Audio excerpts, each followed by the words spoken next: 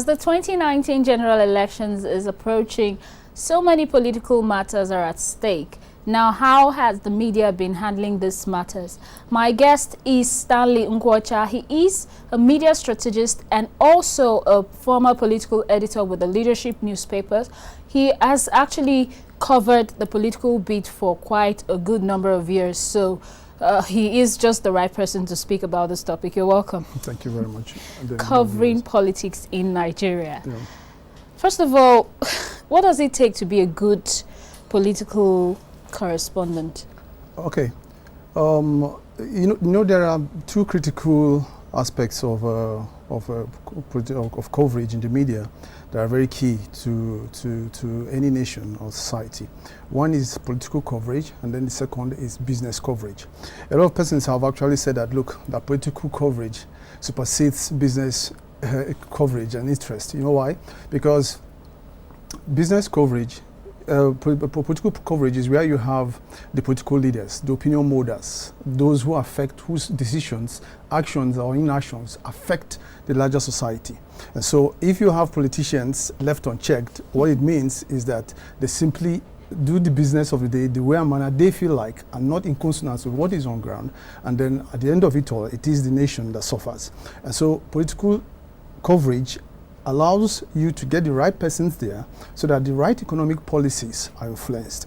And so that is why political coverage is key, because of political leadership. It checks political leadership because political leadership is just the epitome, is the zenith in the society, because of those who have access to offices and of course making decisions as affects the generality of the Nigerian people. Now, talking about political coverage, there are some things that make you essentially unique, or you stand out as a political reporter.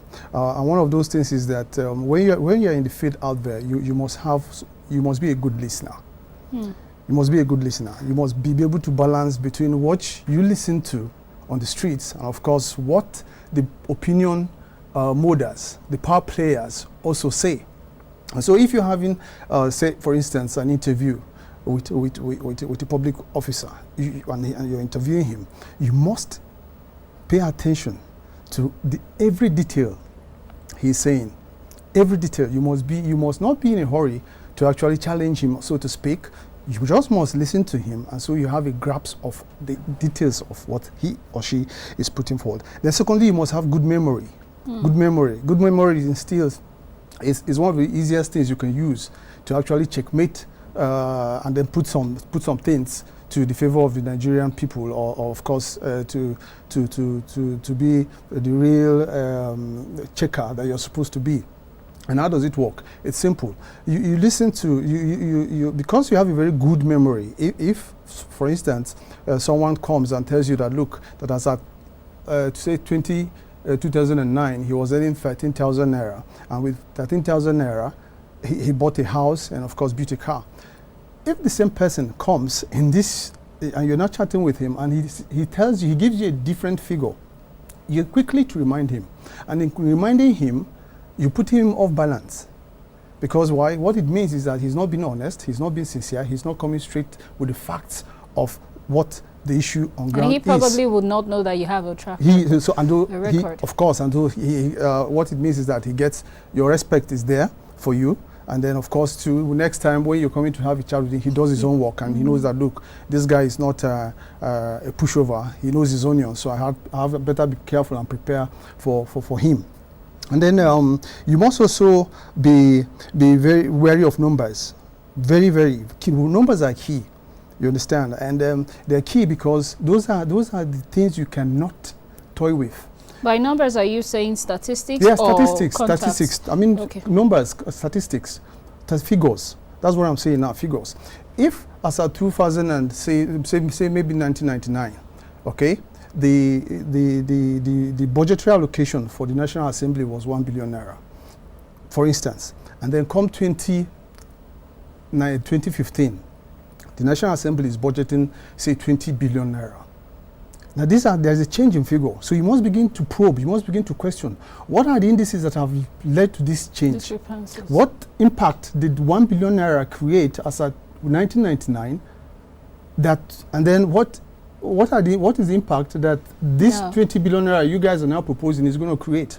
So you just must have it. Again, don't also forget the fact that figures, especially when it comes to political reportage, are usually the key essentials for victory. And so you cannot afford to toy with because figures. Just a slight mistake could exactly. be very so costly. So you must be, the figures you are throwing out must be credible, must be acceptable, and must be accurate. They must be seen to reflect what is on ground. It's because they are key, they're essential. You have covered politics for quite a long time. Now, what are those challenges faced covering politics, especially in a terrain like Nigeria? What are those challenges? There are quite some challenges, but before I delve into challenges too, there's also need for us to know that, look, as a good political reporter, you must also listen to a lot of news. You must also listen to a lot of news, know what's happening, okay? Because listening to a lot of news allows you to get all sides of the story, and of course it allows you to do some balancing too. Exactly. And then finally too, as a good political reporter, there's also need for you to abstain from injecting your own personal opinion into public space. That's objectivity, right? Yeah, we'll come to that. Now, so speaking of challenges, what are those challenges one covering politics in Nigeria could be a bit difficult, and at the same time open. It's difficult in the sense that because you are dealing with a multidimensional and multifaceted society, you just must be careful, okay? Because as a political reporter, it must be understood where you lie. There must be trust. There must be confidence in your reportage. Issues such as objectivity must be key. Impartiality must be key. If you're seen to have taken sides in political reportage, what you're doing is actually bringing to question the credibility of an exercise. And if you now have a situation where, look, you've been sent by your company or media outfit to go cover an election, say in Zamfara State, and because you do not like the face of the governor, or say the governor is not from your own part of the state, or because of religious or ethnic leanings, you begin to make reports that are not in tandem with what is on ground, you're endangering the system. You're endangering the system. And then again, when you're seen not to be objective, you're inflating figures, for instance, which I talked about earlier. You're not being objective, and you are not being too open and precise. What you're doing is that you're endangering the system. You might not know it, but the utter effect is that at the long run, the nation pays for it. And so if you have a situation where, say, for instance, there's been a crisis somewhere, and then it is being said that 40 lives have been lost, and because you have a leaning with the local politicians, the opposition guys there, and then you go right in 250, you inflame the system. You heat up the system, and then you incite violence. Okay. Now, ownership structure, how can one thrive in a politically inclined ownership structure? For instance, the owner is from one particular party A, and then you have to cover a report for party B, and then you have to also report it objectively. How can you thrive? It's also a big problem. It's also a big problem in the media and political coverage in Nigeria, especially when you have owners of private media, for instance. Even the government itself is not exempted. When you have the government and private ownership with vested interest in issues, it's only natural that somehow you see that a politician who is also a media owner, an influential media owner for that matter, will be seen to be protecting his own interest vis-a-vis his own party interest, party leanings. Okay, even when it is that, look, the effect of what I'm trying to put across is this: if you take into cognizance that, look, that it takes CNN every year to call elections, in every electioneering year in America, it takes the CNN to make some certain calls. And when they do those calls, we accept it. The moment they said, look, this election is gone, even if there are 2-3 more states to be called, the moment powerful media houses call it, we queue into it. Okay? But such kind of calls must be seen to be coming from very, very credible organizations. But if we look at that. Look, this owner of CNN, for instance, he and Donald Trump are not in good terms, and so I'm not queuing into whatever projections that the CNN is going to be making in this electionary year is a big problem for you, because why? What it means is that you lose credibility, you lose trust, and automatically that followership as regards viewership is also reduced. Here in Nigeria, the case is no different. I've had instances where you have there's a breaking story out there, and maybe a particular public officer who is in the same who is a friend of your publisher, of, for instance, is a friend of is in the same political party, whether in the PDP, APC, MPP, and then you receive calls, and then you say, look, that story you're writing, if you go ahead with it, I'm going to call your publisher, I'm going to call, you know. So what do you do? What do you do? Because you want to be objective, you want to follow the ethics of the profession. That's what it is. You have to search your conscience. The story you're going to file in to your office, is it the best of stories as regards credibility, as regards your sources? Is it objective? If you search your conscience and it is objective, and you're so sure that this is what the situation is, and if it is a source-based information or reportage, and you've checked out the sources, they're credible, you can stand by a report, you file it.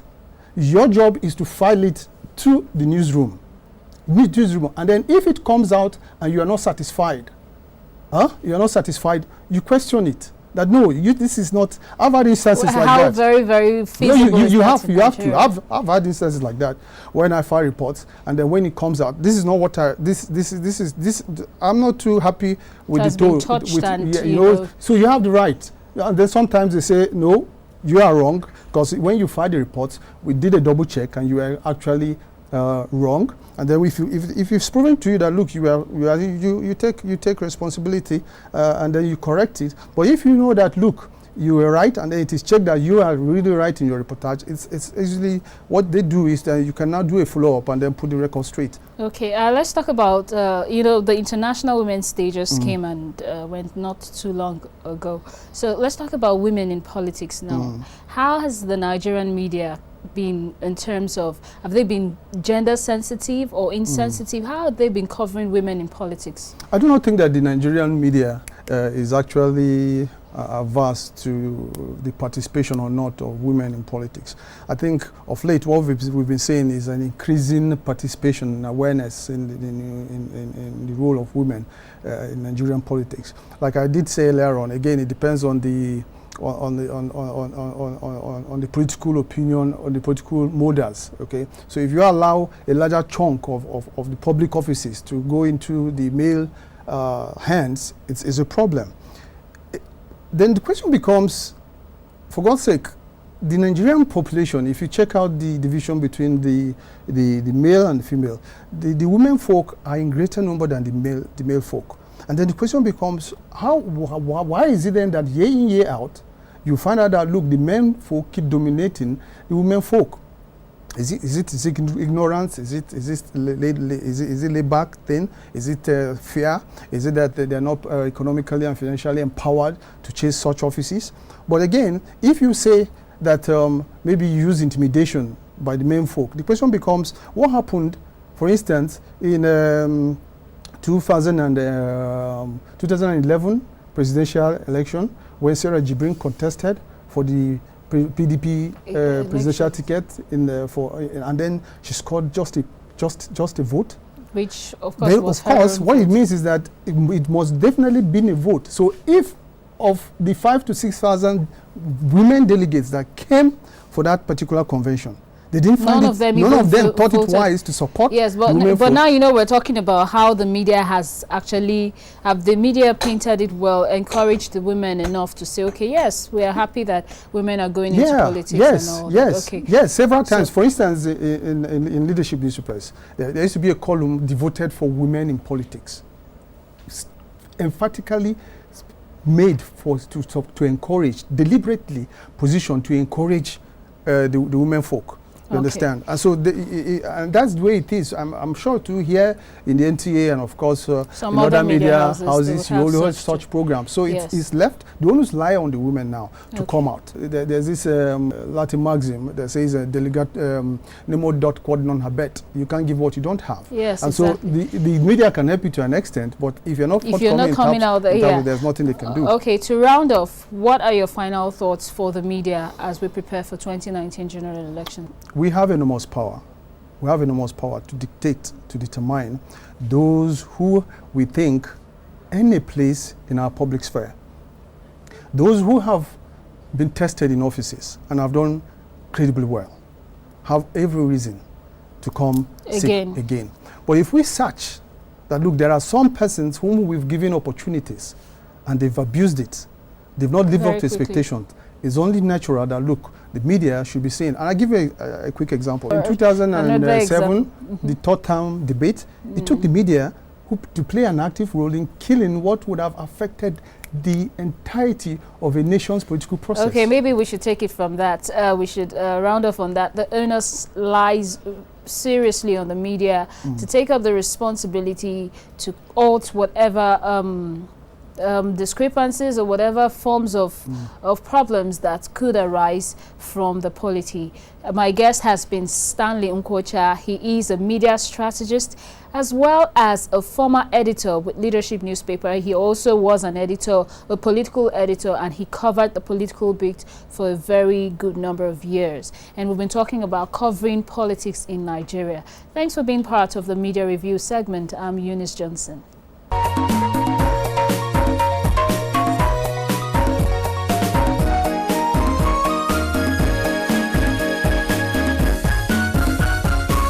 I believe you had it insightful, but it's time to go. Yeah, and just listening to you, seeing those two strong women, made me feel good being a woman. Happy International Women's Day to all the women in the world. You know, we're still in the spirit of celebrating the women, and we do hope that you join us same time next week for another package. Till then, always make it insight because it remains insightful. Thanks for watching. On behalf of all of us,